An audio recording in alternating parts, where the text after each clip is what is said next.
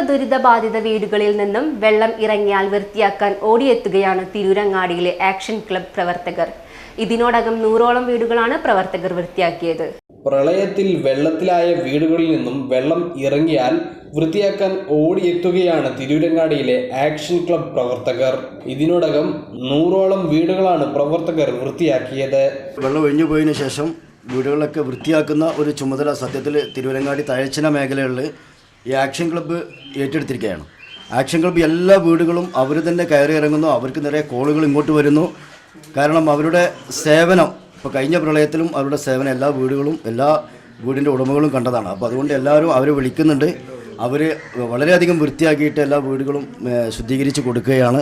നാട്ടുകാരുടെയും സാമൂഹ്യ പ്രവർത്തകരുടെയും പ്രശംസ പിടിച്ചു പറ്റുകയാണ് ക്ലബിൻ്റെ ഈ പ്രവർത്തനങ്ങൾ. മുഹമ്മദ് അലി ചേറ്റാലി, ഷാഫി മനരിക്കൽ, ഫൈസൽ ചേറ്റാലി, അസ്ലം ഇല്ലിക്കൽ എന്നിവരുടെ നേതൃത്വത്തിലാണ് ശുചീകരണ പ്രവർത്തനങ്ങൾ നടന്നത്. New times, Tirurangadi.